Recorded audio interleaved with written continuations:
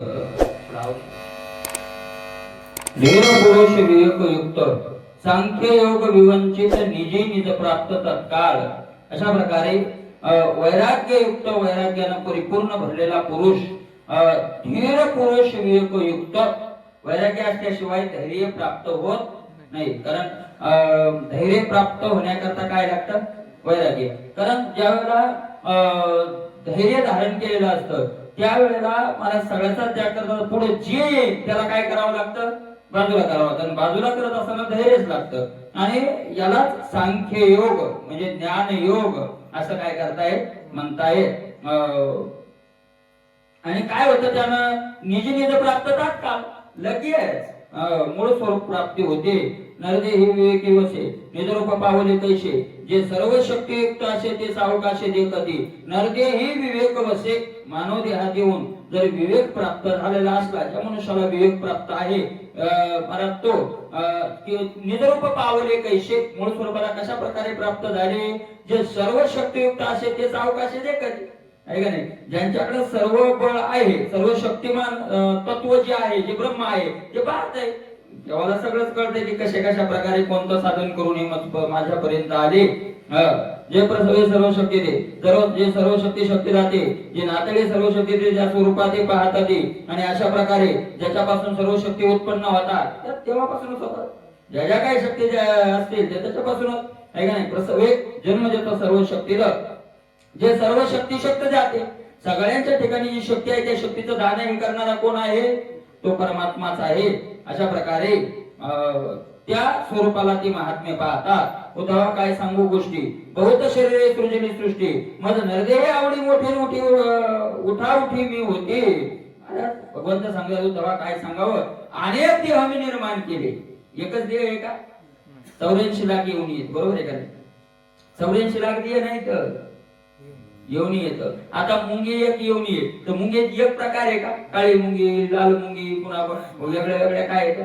म्हणजे साप एक येऊन आहे त्यात मग सापात कितीतरी प्रकार येत. किती नाव आहेत सापाचे? वेगळे वेगळे वेगळ्या प्रकारे नाव आहे. आहे का नाही? अशा प्रकारे आपण जर त्या याच्यात गेलो तर त्या काय म्हणतात ते प्राणी संग्रहालय त्याच्यात गेलो तर ते साप ठेवलेले असतात. आहे का नाही? वेगळे वेगळे त्याच्यावर नाव असतात. 50-100 साप असतात. तेवढेच येत असं नाही म्हणजे तेवढ्याच जाती येत असं नाही. असे कितीतरी देह निर्माण केले. पण मला सगळ्या देहामध्ये आहे का नाही नरदेहाची मला खूप आवड आहे. भगवंत म्हणतात नरदेह ही आवडी मोठी. नरदेहाची काय आहे? मोठी आवड आहे. का आवड आहे नरदेहाची? कारण उठाउठी मी होती. नरदेहातच तात्काळ ते कमत स्वरूप होतात. दुसऱ्या देहात होता येत केले एकचरणी शरीरे दोन पायाचे अपारे तीन पायाचे मनोहरे नाती सुंदरे चतुष्पदे. काही एका पायाचे केले योगजीव आहे का नाही? एका पायाने चालतात. काहीला 2 पाय आहेत काहीला 3 पाय आहेत काहीला चतुष्पदे 4 पायाचे केले. असे वेगळे वेगळे. सर्पात योनीच्या ठाईने चरणाचे केले नाही. याच्यात आलं ती पायी केली पाहिजे शरीरे. सर्पाला काय पायच दिला नाही. काही लोक भरपूर पाय दिले. कोणाला भरपूर पाय?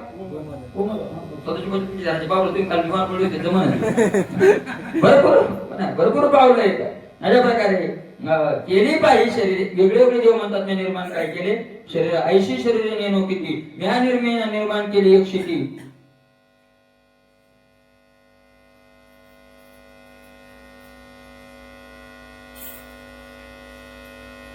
मज कर्त्याच्या ते मूळमती या लागली. अनेक शरीर निर्माण केले पण जो मी कर्ता आहे त्या कर्त्याला या शरीरातला कोणीही जाणू शकत. सर्पाला कळतो का आपल्याला कोणी निर्माण केलं? पशुअधिकाला थोडं कळतं. मद कर्त्याची प्राप्ती व्हा लागे निश्चिती स्वांश प्रकाश ज्ञान शक्ती पुरुष प्रकृती मी केली. मद कर्त्याची व्हावा या प्राप्ती. मी जो कर्ता आहे ईश्वर आहे माझी प्राप्ती होण्याकरता निश्चित सांगतो तुला. निश्चिती त्याच्यात काही म्हणजे पळवाटण असं नामकं डमकं काही नाही. निश्चित सांगतो तुला महाराज माझा अंश त्याच्यात प्रकाश करून टाकून स्वांशे माझा अंश त्याच्यात प्रकाशित करून ज्ञान शक्ती देऊन पुन्हा ज्ञान शक्ती त्याला दिली आणि पुरुषी प्रकृती मी केली. मी कोणाची निर्मिती केली? पुरुषाची निर्मिती केली. ज्ञान शक्ती आपल्याकडेच हे नाही. आपण कालच भागवताचाच विषय काल झाला की बाकीचे ज्ञान सगळ्यांच्या ठिकाणी येतं, पण भगवत प्राप्तीचं ज्ञान याच देवीकडे निज ज्ञान घातले पाहिजे. मनुष्य ते ज्ञान घातलं, दुसरीकडे ते ज्ञान नाही.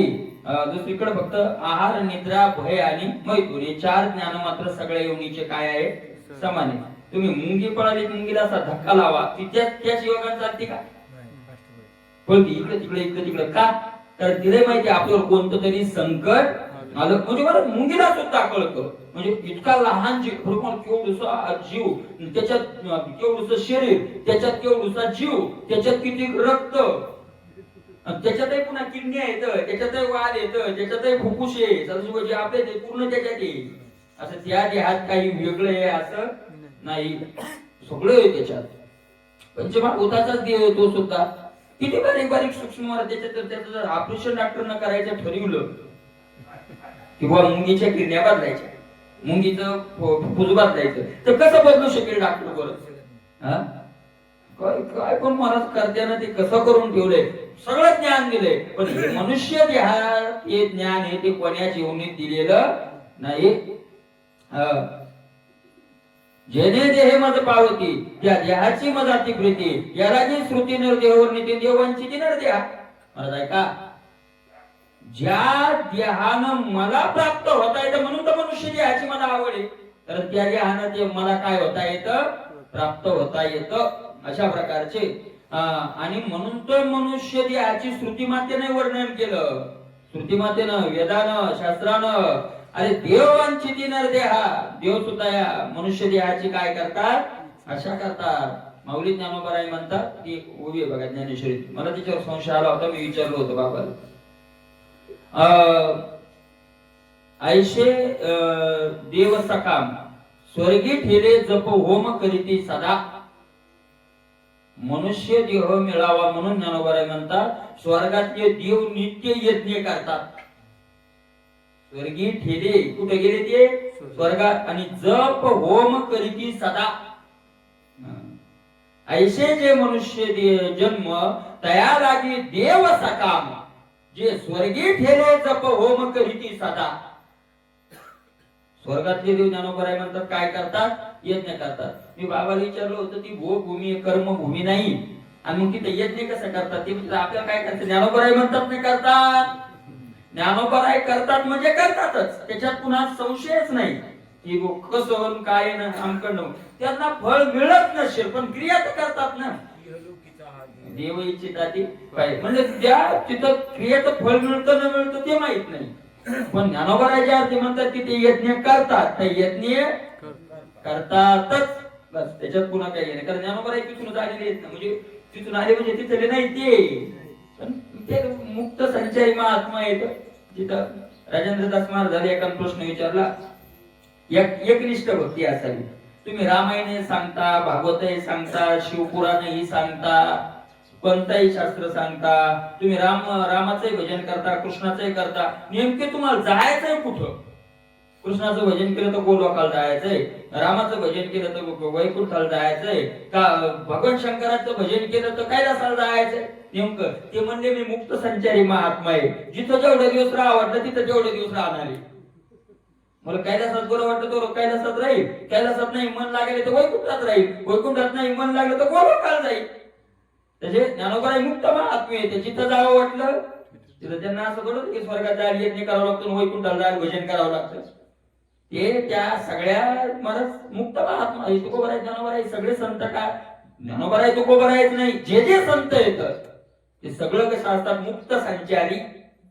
त्यांना जिथं जावं वाटलं कारण सगळं वैभव त्यांच्याच बापाचं आहे. म्हणजे याकडे काय आपल्या स्वभावे आम्ही जे असो तैशेत येत कुठे कुठे वाटतं.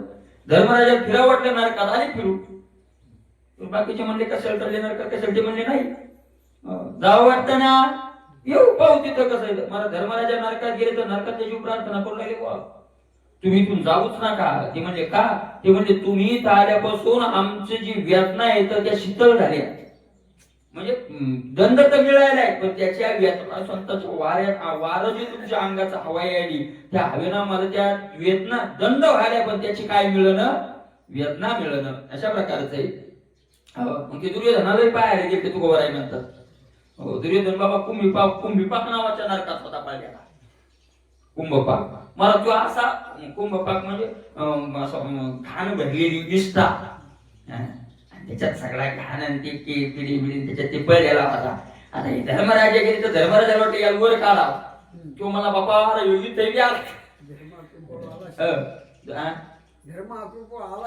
आलाशे जवळ कृपाळू धर्मराजा कृपाळू म्हणून काय झाले जवळ दिली नरकी बुडी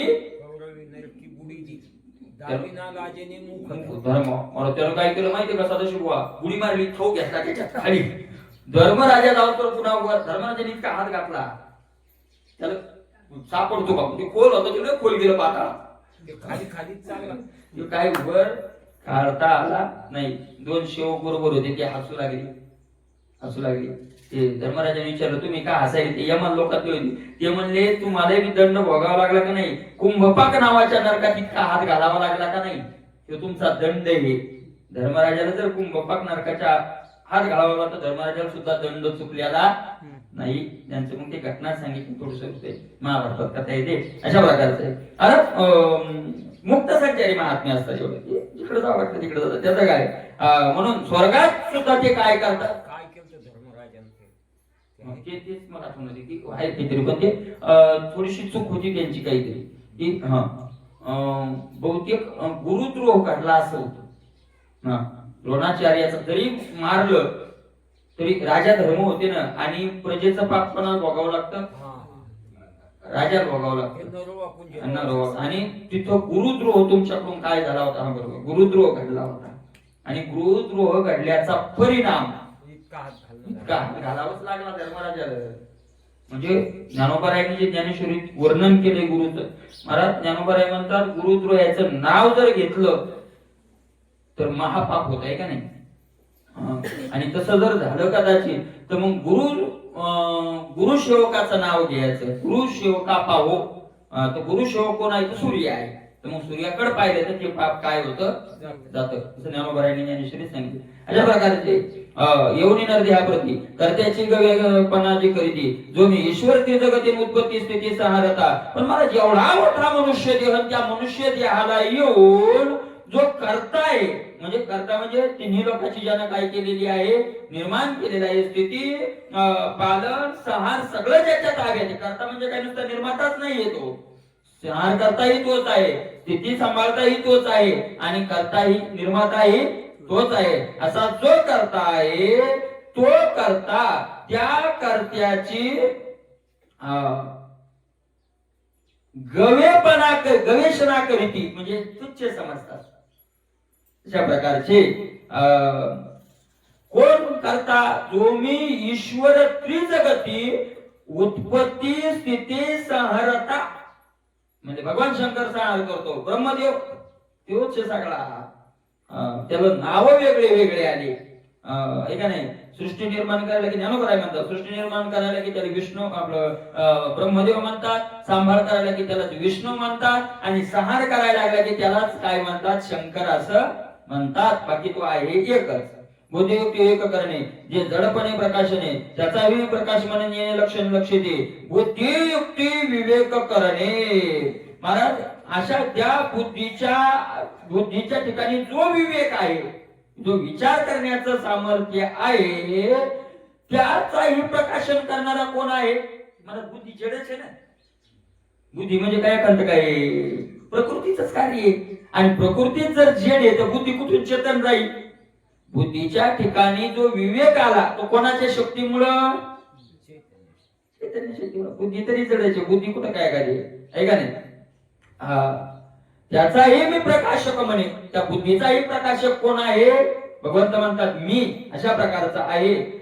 येणे लक्षणे लक्षिती अशा प्रकारच्या लक्षणानं माझ्याकडे काय करतात जे पाहतात.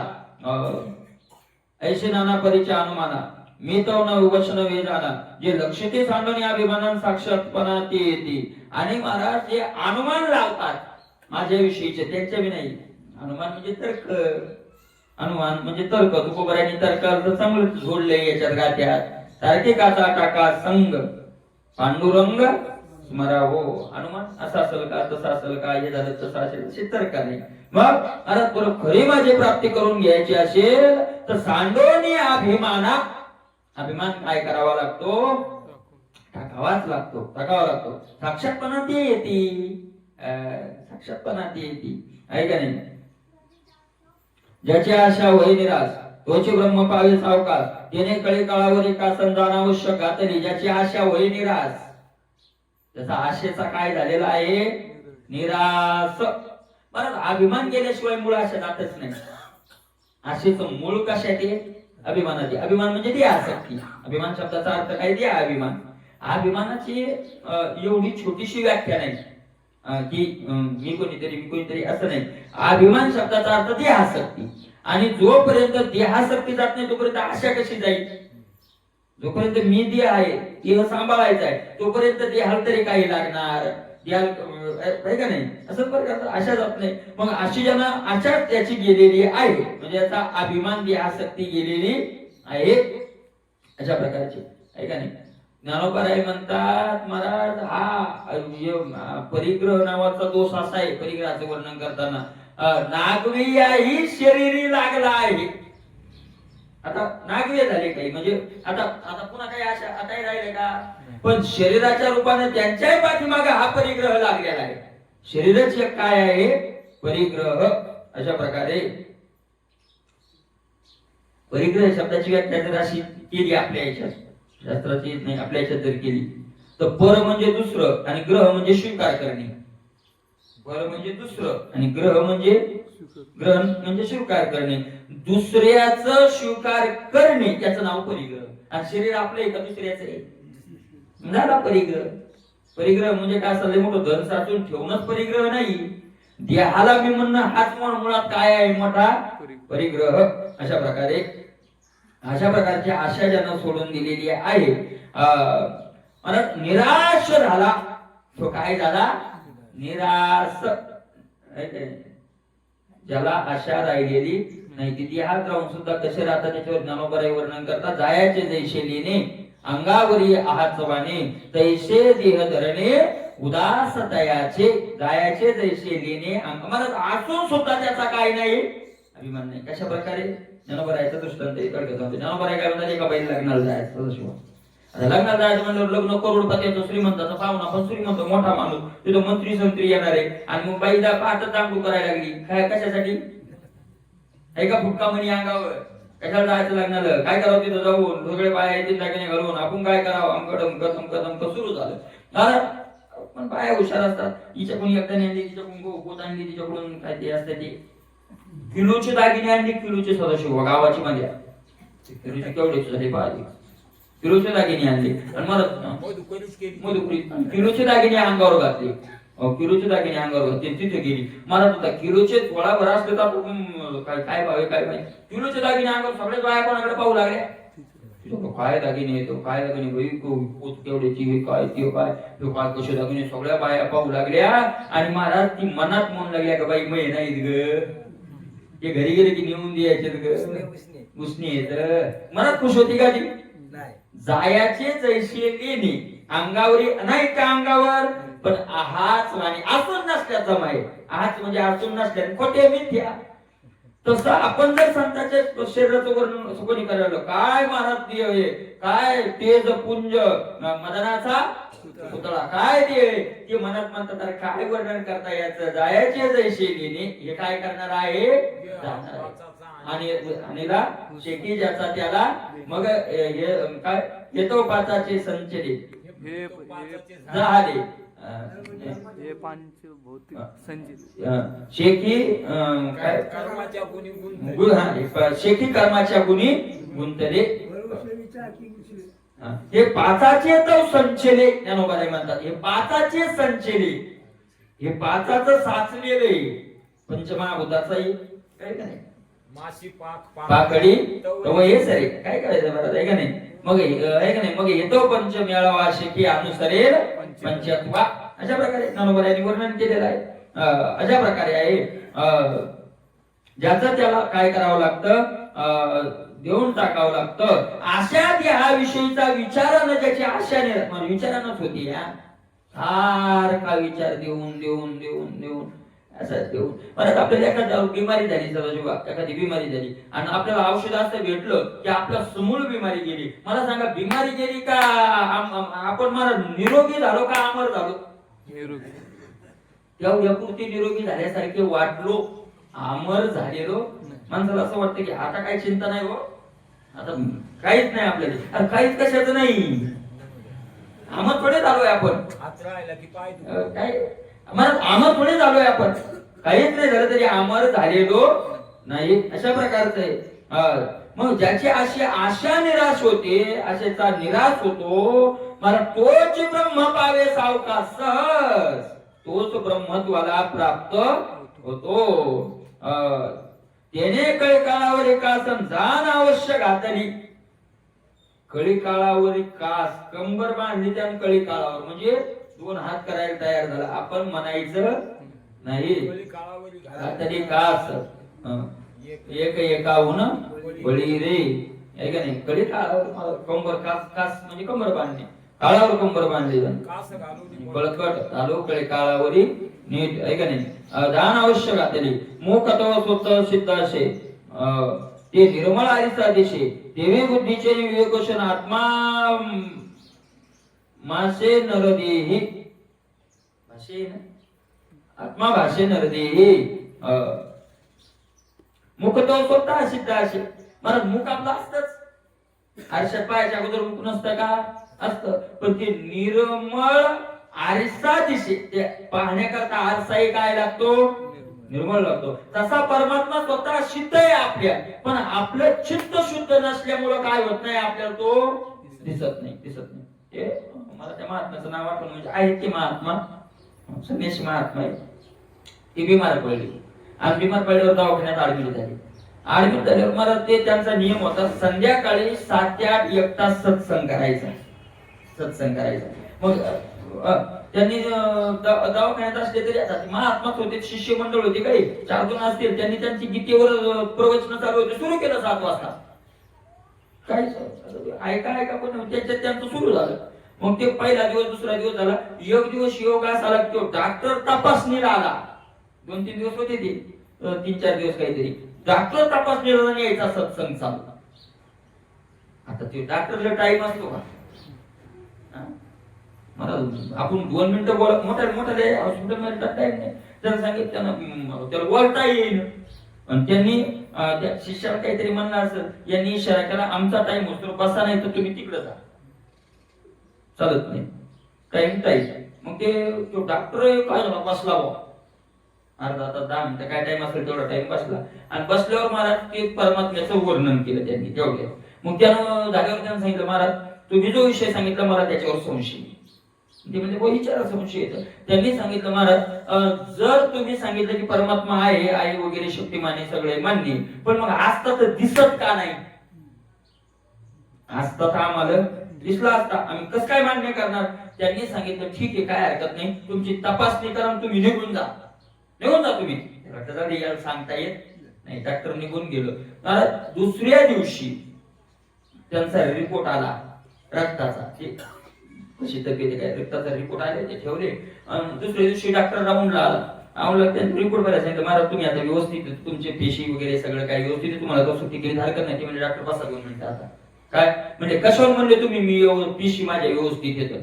ते म्हणजे रिपोर्ट आहे रक्ताचा, मी काय मनात थोडंच सांगायला, रिपोर्ट आहे. ते म्हणले ते समजून सांगा मग कशा म्हणते. ते म्हणले आपल्या प्रत्येकाच्या रक्तात जंतू असतात, प्रत्येकाच्या रक्तात काय असतात? जंतू, आणि ते मशीनद्वारे समजतं आम्हाला की कसं आहे. ते म्हणजे मला दाखवा जंतू, मी कसं काय मानणार जंतू येतं?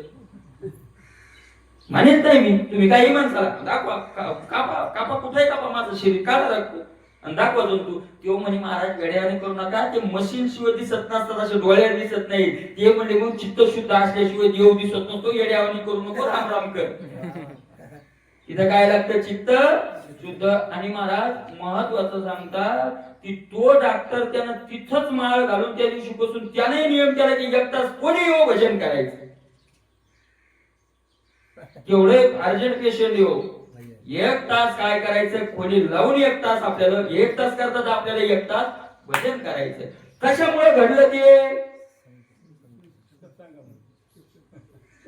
त्यांनी सांगितलं असं आहे, असं आहे, अशा प्रकारचं आहे. शुद्ध ज्याचा भाव झाला दुरी नाही देव त्याला. अशा प्रकारचे चित्त शुद्ध लागतं ना. देव दिसत नाही का? दिसतो ना देव. आपल्याला दिसत नाही, आपलं चित्त मलिन. देव दिसत नाही साहेब. ज्यांनी देव पाहिला, आपण प्रल्हादाला विचारलं हिरण्यकश्यपूने, कुठे आहे तुझा देव? ते म्हणजे पप्पा कुठे हे विचारू नका, कुठं नाही ते सांगा. कुठं आहे असं विचारू नका, असं जागा सांगा. जळी स्थळी काष्टी पाषाण, कुठं नाही सांगा. विठ्ठल जळी स्थळी भरला, कुठं नाही सांगा. तुम्ही कुठे कशाला विचारता? ज्यांना कळालं ते म्हणतात कुठं नाही ते सांगा. पावला पावला त्यांना नाही खड्या गोट्यात कुठे काय दिसायला. देव चित्त शुद्ध ज्याचा झाला त्याला. अशा प्रकारचे म्हणून जसा शुद्ध आरसा मलिन चालत नाही, मग पाहण्याकरता आरसा निर्मळ लागतो, तसं त्याला पाहण्याकरता चित्त काय लागतं? देवी. त्याप्रमाणे बुद्धीचे विवेक वशे आत्मा भाषे नरदेही. तसा बुद्धी शुद्ध करून आरशासारखी पवित्र करून चित्त शुद्ध करून मग दिसतो तो. याची विके इतिहासात तुम्ही सांगेन पुरातन यदो अवधूत संवाद लक्षण ज्ञान साधन साधका. आता याच्याच विषयी तुला मी काय करतो म्हणले, एक पुराणातला इतिहास सांगतो. पुराणातला म्हणजे एक राजा होता, त्याला 2 7 बायका होत्या, तो नाही का नाही. यमनात यदू आणि अवधूत यांचा काय झालेला आहे जो संवाद, तो संवाद मी तुला सांगतो. हरिक म्हणत असे गोविंदो उद्धव आमचा पूर्वज यदू, त्याने ब्रह्मज्ञानाशी संवादून केला विशदू अवधूताशी आनंदानं हरिखे म्हणे. जेव्हा आनंद मला ज्याला जो विषय आवडतो त्याला त्या विषयाचा श्रोता भेटला की काय वाटतो? एक कोणता विषय कोणताही असो त्याला त्या विषयाचा. मला ज्या माणसाला ते हे करता येतं ना, ते मूर्ती आता ती काही मोठं ज्ञान मोठंचे सदाशिव ते ज्याला येत नाही त्याच्याकरता मोठं ज्ञान येते. ज्ञान कोणतं येते का? लहान आहे का? तर मग त्याला जर एखादा भेटला अहो मग शिकवा साडेगाठ हो मग शिकवा. तो महाराज तो असा लगेच शिकत नाही, मग असा बसायला हो त्याच्याकरता जीवन मग तू स्वतः बोल शब्द बोलून घेतो. अरे ते काय असं जमतं का? आता कोणी शिकणं तू तरी बरा चाला आंबोरी पाणी आहे एकदा जाऊन म्हणजे तू त्याला राबून घेतो. किती हात राहणार. अरे ज्याला ज्याच्यात आनंद आहे ते ऐकणारा भेटला आणि विचारणारा भेटला की त्याला काय होतो? भगवंतही म्हणतात येरवी आमाही वाडे कोडे अखंड बोलो आवडे बरी काय की जे न जोडे पुसते आईसे आजी मनोरथाशी फळ जोडलाशी तू केवळ जे तोंड भरून निखिळ पुसवालाशी. तोंड भरून विचारायला आणि पुन्हा निखळ विचारायला, शुद्ध ब्रह्मज्ञान विचारायला. आज आता पाणी नाही. अर्जुनांना विचारलं की ते कुठं अर्जुनाचा प्रश्न नाही कोणता की देवा परमार्थ तर करायचा आहे पण मग पोटाचं कसं? मग पोटासाठी कोणता व्यापार करावा असं विचारलं का? निखळ पुसवालाशी निव्वळ शुद्ध काय विचारायला लागला? ब्रह्मज्ञान विचारायला लागला. आणि म्हणून आम्हाला हे बोलावं वाटायला नाही तर म्हणजे काही बोलण्याची वेळ आहे का असं भगवंत म्हणतात. कसा होता तो म्हणजे अशा प्रकारे आनंदे हरिके म्हणत असे गोविंदो आनंदानं हे उद्धवा आमचा जो यदू तो पूर्वज होऊन गेला असं भगवंत म्हणतायत. अशा प्रकारे त्याने ब्रह्मज्ञानाशी संवाद आणि त्यांनी संवाद केला. कशाचा? ब्रह्मज्ञानाचा. कोणाशी केला विशदू म्हणजे विस्ताराने केला. कोणाशी? अवधूताशी. अवधूत असे त्यांच्या शिकतो समाज. राजा येतो म्हणून शिकायचा, शास्त्र सृष्टीचा सूर्योदयाचा, राजा चंद्राच्या प्रकाशा निज तेजसा लोपितो. राजा कसा होता महाराज तो यदू राजा? शास्त्र सृष्टीचा सूर्योदयचा. शास्त्र नाही क्षात्र क्षेत्रीय सृष्टीतला सूर्य होता. सूर्य राजा म्हणल्यावर क्षेत्रीय सृष्टीतला काय होता? यदू वंश ज्यांच्यापासून कोणता वंश म्हणतात? यदू वंश. अशा प्रकारे यदूचे यदूचे म्हणून काय? यादव. भगवंत कृष्ण जे म्हणतात आमचा पूर्वज, यादवाचे पूर्वज कोण होते? यदू. आणि रामाचे पूर्वजाचे यदू राजा होता म्हणून त्यांना यादव म्हटलं आहे का नाही. आणि प्रभू रामचंद्रांचा वंशाला काय म्हणतात? रघुवंश.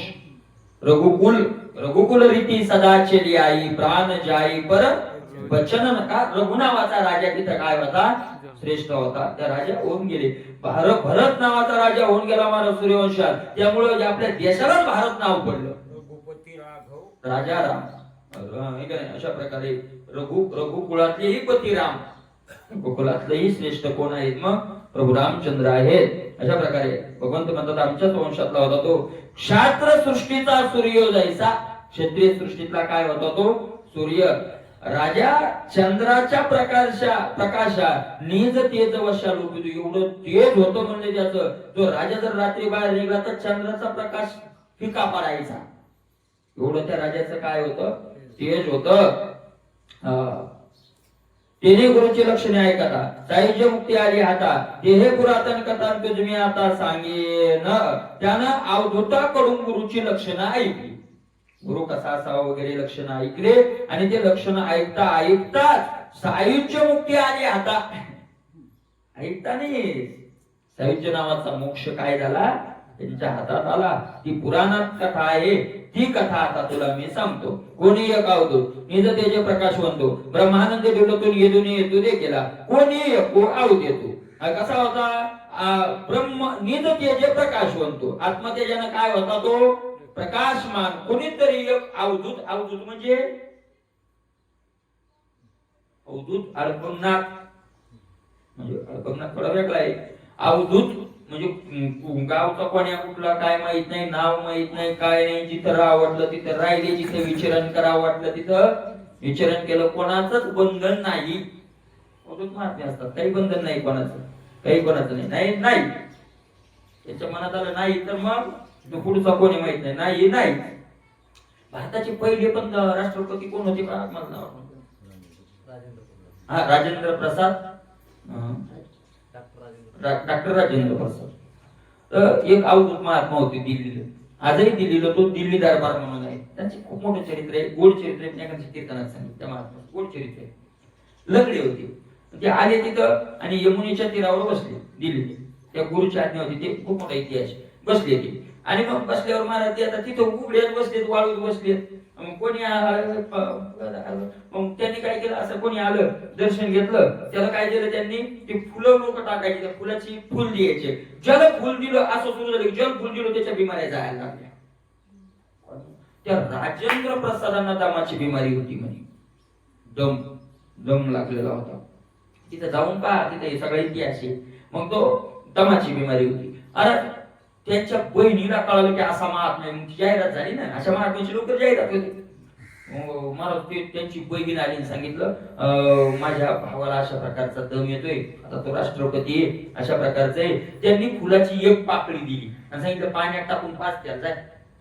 फुल नाही दिलं, फुलाची पाकळी. ती बहीण गेली घेऊन. आता ती मला त्या लोकांचा विश्वास बसत नाही. आता ते राजकारण मोठे त्या सांगितलं काही आहे ती म्हणे कुठे तू कोणावर पुढे आल्यावर मला राष्ट्रपतीला दमाच्या बिमारी कमी हे असेल का म्हणजे सुविधा. हो त्यांनी सांगितलं काही आहे. तिला सांगितलं माझ्यावर जर तुझं प्रेम असेल बहीण म्हणून तर माझ्यासाठी पी, त्या महात्म्याचं जाऊ दे माझ्यासाठी. मग बहिणीचं आग्रह म्हणून त्यांनी ती पाकळी खाल्ली, पाणी पिलं, दमच गेला महाराज. दम गेल्यावर आता ते आश्चर्य झालं ना.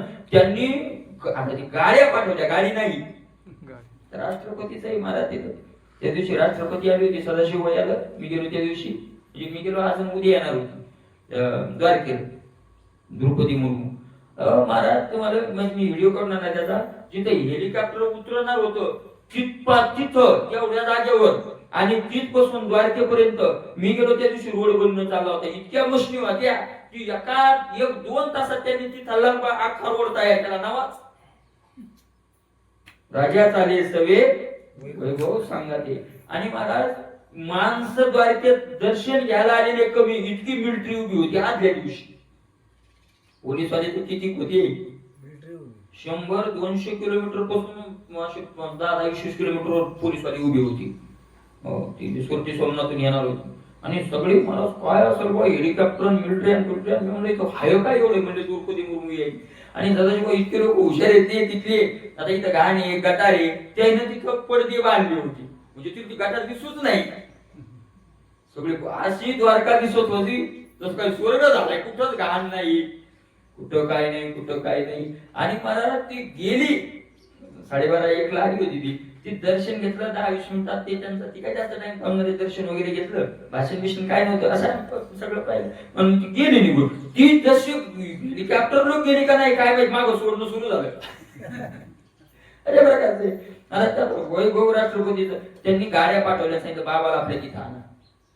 मला तिथं आले, ते म्हणले मी कोणाचा बांधेल नाही, त्याची गरज असते त्यांनी इथे यावं. कोणाला?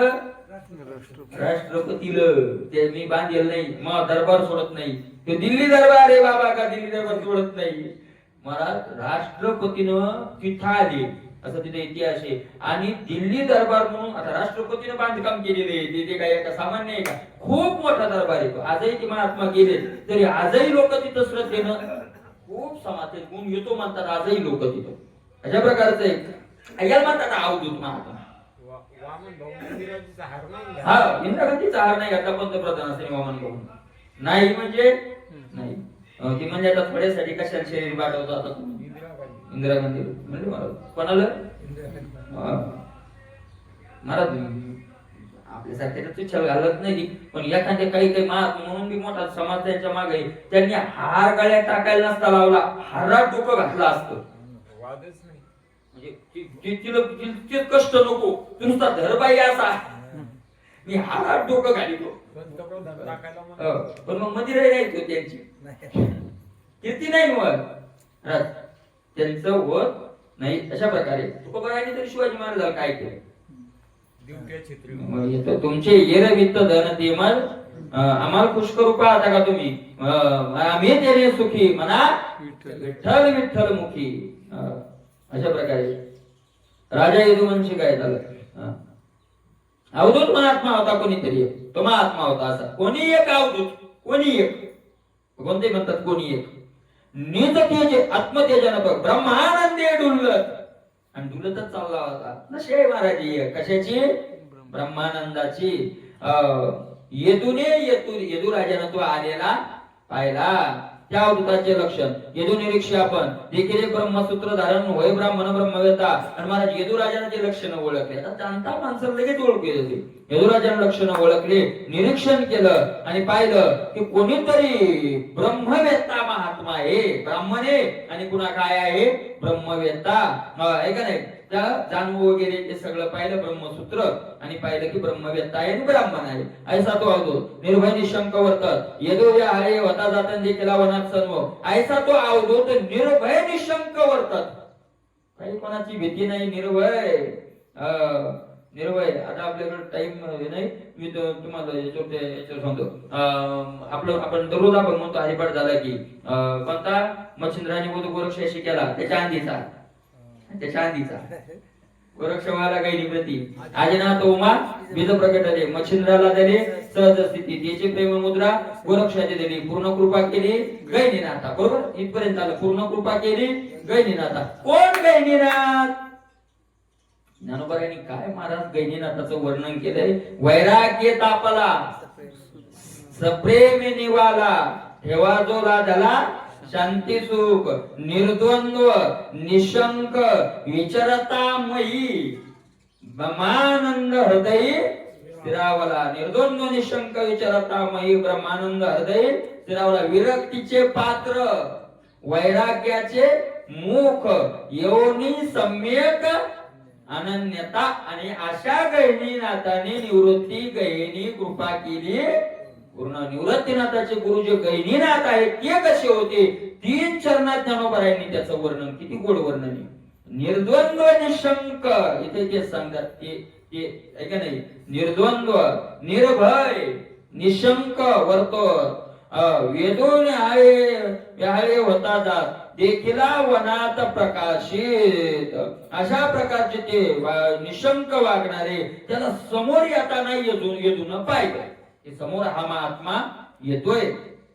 अशा प्रकारे आतुला प्राण तत्वता बाहेर निघून येते सर्वता, स्वभावे प्राणापान समतान झाली न धरिता धारणा, सहज चालता चालता धारणा होत होती. आतला प्राण वायू बाहेर येऊ दे नव्हते. श्वासोश्वास घ्यायचं कारण नाही, जिथं जसं जे श्वासोश्वास बंद करून योगी बसतात तसे चालता योग चालता बोलता योग त्या अवधूताचा. अशा प्रकारे महात्मा नवलतायाचे पाहणे दृश्य दृश्यत्व देखोनेने त्याला सर्वांगी देखणे देखणेपणे पाहत असे काय त्यांच्या पाहण्याचं नवल दृश्य दृश्यत्व देखोनेने दृश्य वेगळं पाहणारा वेगळा अशी त्रिपुटीनं पाहत नव्हते दृश्य द्रष्टा आणि दर्शन तिने एक करून ते पाहत होते त्रिपुटी तिथं राहिलेली मी कोणी वसता हे ना ठेवे त्याची चित्ता तारी सर्वत्र सर्वगत तान समजा मी कोणीतरी वनात राहणार आहे हे आठवण नाही वन वेगळं आणि मी वेगळा ही आठवण राहिलेली नाही सर्वत्र समदृष्टी झालेली महात्मे असे संमेतेनं कर्म कार्य करता दान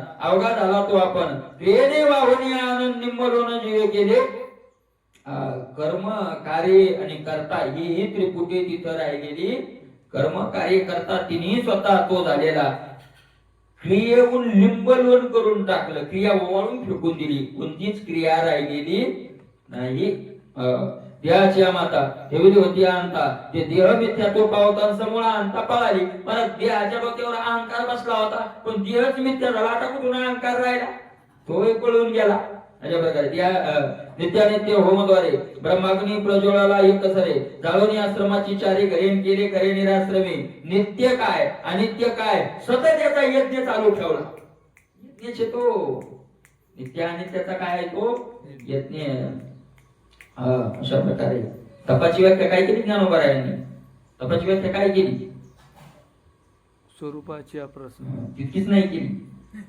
स्वरूपाच्या प्रसरा लागी प्राणी इंद्रिय शरीरा अटने करण्याचे विरा ते चित्र अथवा अनारिशे तपाचे जे रूप असे जेवी चांचू सुदली दुधी राजहंशे सुदली चांचू जेवी दुधी राजहंशे चुंचली सात आहे का नाही तपाचं दुसरं एक रूप हे माऊली म्हणतात राजहंसानं दुधात चोच घातली की जसा पाणी आणि दूध वेगळं करतो तसा जो नित्य अनित्य निवारा करतो ते तप हे तपाचं दुसरं ज्ञानोबरायांनी काय सांगितलेलं आहे हे तप आहे तप म्हणजे काय नसतं तू खाऊन रूपांना नाही नित्य अनित्याचा विवेक चालता बोलताच तप हे नित्य अनित्याचा विवेक करणं हे काय आहे तप असं तप केलेलं होम यज्ञ केला ब्रह्माग्नी प्रज्वलिला अग्नी कोणता प्रज्वलित केला मग ब्रह्माग्नी वैराग्याच्या शेणी लागल्या शरीरा वैराग्याच्या गावऱ्या लागल्या पण त्या गावऱ्या पेटवल्या कोणी अग्नीनं तुकोबारा आहे काय वैराग्याच्या अग्नी लागल्या शरीरा वैराग्याच्या शेणी शरीराला लागल्या असते ब्रह्माग्नी असेल त्याला अग्नी कोणता लागला ब्रह्माग्नी नावाचा अग्नी लागला अशा प्रकारे आहे अग्नी पेटवला ज्ञानाग्नी लागला ब्रह्मत्वेशी ज्ञानाग्नी लागला ब्रह्मत्वेशी ब्रह्मज्ञानाचा त्याला काय लागला अग्नी लागला अग्नी त्या अग्नी लागला त्याला आणि काय केलं त्यानं जाळोनी आश्रमाची चारी आश्रमाची गरज आहे ब्रह्मचारी वानप्रस्थ संन्यास आणि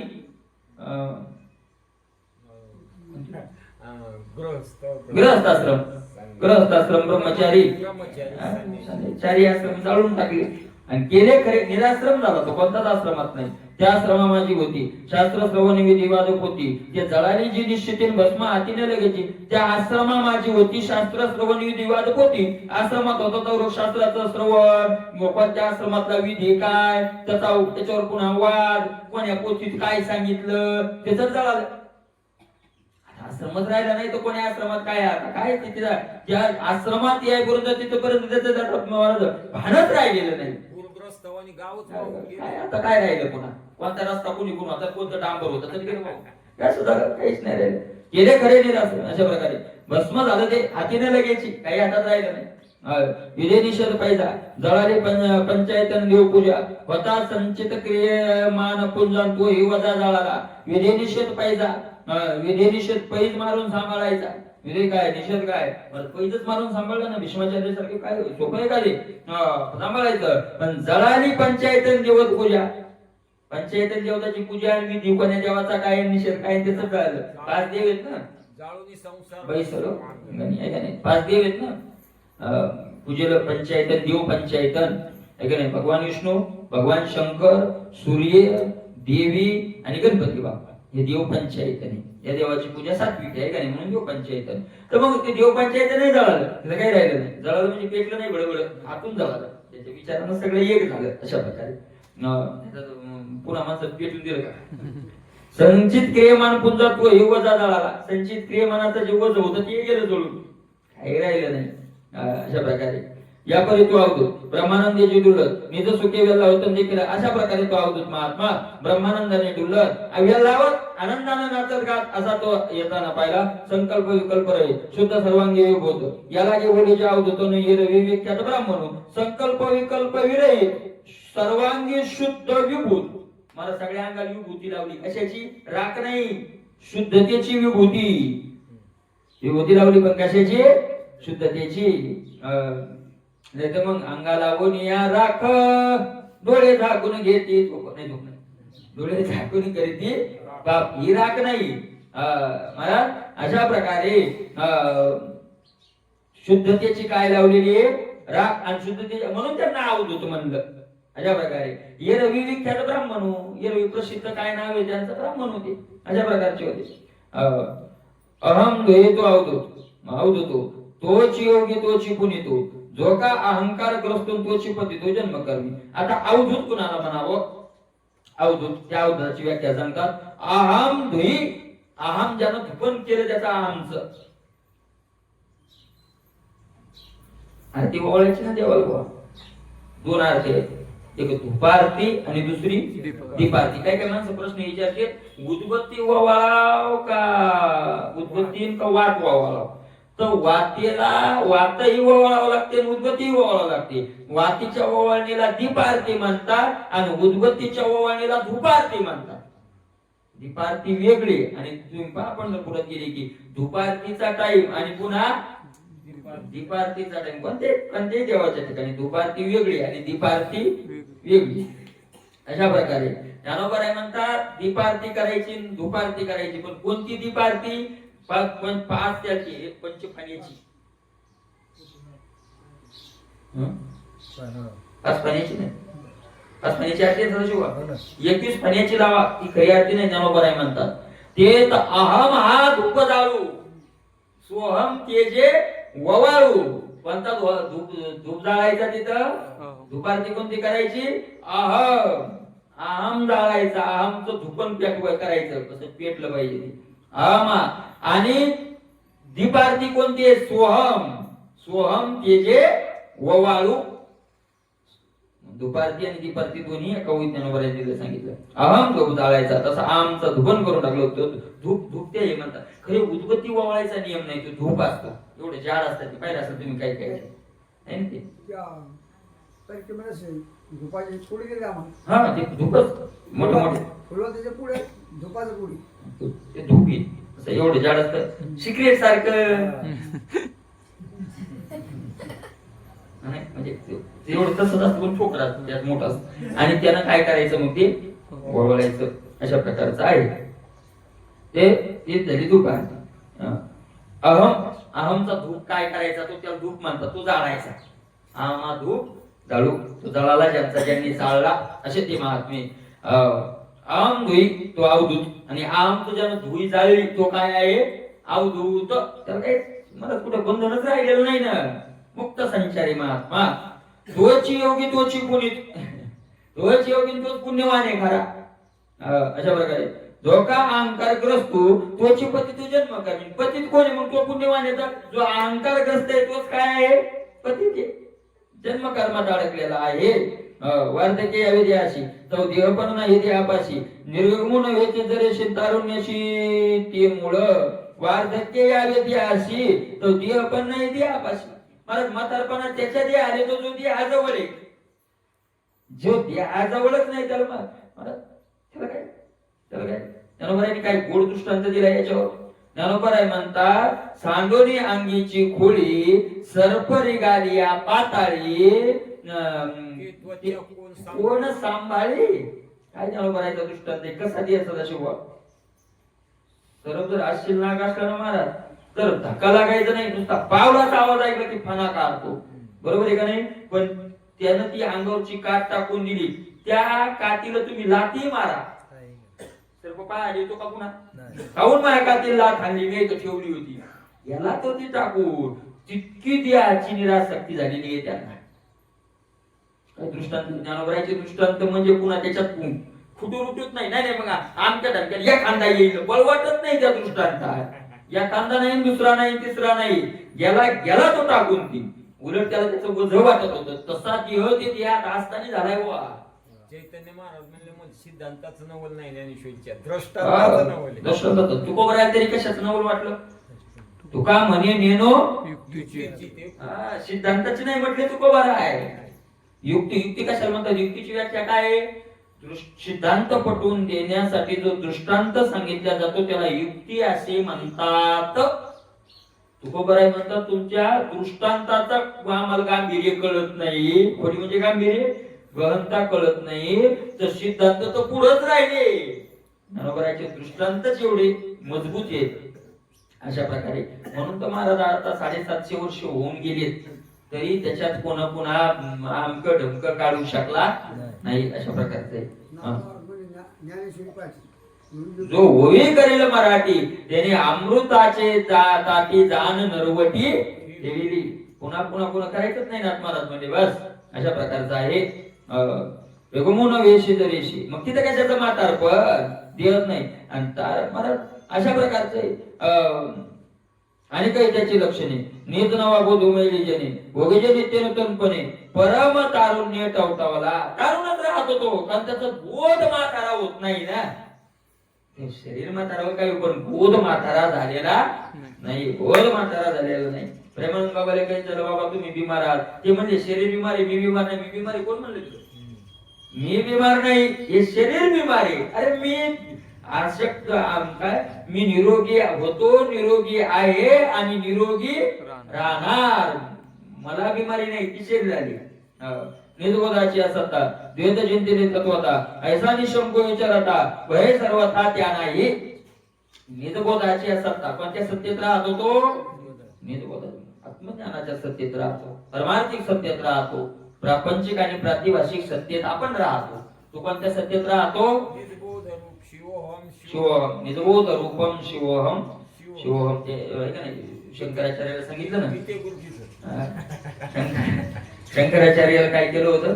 सांगितलं होतं अशा प्रकारे ऐशी लक्षणे. ते म्हणजे एक दिवस म्हणजे तू येतच नाही माहिती चर्चा करायला. म्हणलं बाबा मला येतच नाही काही बाबा. किती गुरुजीकडे एकदा गेलो होतो असं हरी गुरुजी तिकडे गेलो होतो म्हणे. किती गुरुजीकडे चला म्हणे ते तुमचं ध्यान काढतो. म्हणलं चला आपल्याला काय ते म्हणे तू येतच नाही म्हणे. मला वाटतं बसवतात. म्हणलं गुरुजी तुमच्या जवळ बसायला लायकीच नाही, आपली येतच नाही आपल्याला. कारण तुमचं वेदांताचं चिंतन, तुमचं काय स्वतः चिंतन मला त्या परमार्थिक सत्तेत राहतात. प्रातिभाषिक सत्ता तसं तर प्रापंचिक सत्ताच मानली नाही. मूळ दोनच सत्ता मानल्या, प्रातिभाषिक सत्ता आणि परमार्थिक सत्ता. कारण प्रापंचिक सत्ता ही आपल्या आज्ञाण्याकरता मानावी लागली, नाही तर प्रातिभाषिकच आहे. प्रातिभाषिक सत्ता म्हणजे स्वप्नातली सत्ता, प्रापंचिक सत्ता म्हणजे जागृतीतली सत्ता, आणि परमार्थिक सत्ता म्हणजे या दोन्ही पासून असलेली, त्या दोन्हीच्या पलीकडे असलेली परमार्थिक सत्ता. पण खरं मूळ असं म्हणले की प्रातिभाषिकच सत्ता आहे. पण आपल्याला ते पटत नाही म्हणून कोणती मानावं लागली? प्रातिभाषिक सत्ता मानावं लागली, प्रपंचिक सत्ता मानावं लागली. अशा म्हणण्याचा प्रपंच एक झाला होता आणि मग मिथ्या वार्ता, तर मग त्याची पुन्हा सत्ताच कशाची आली?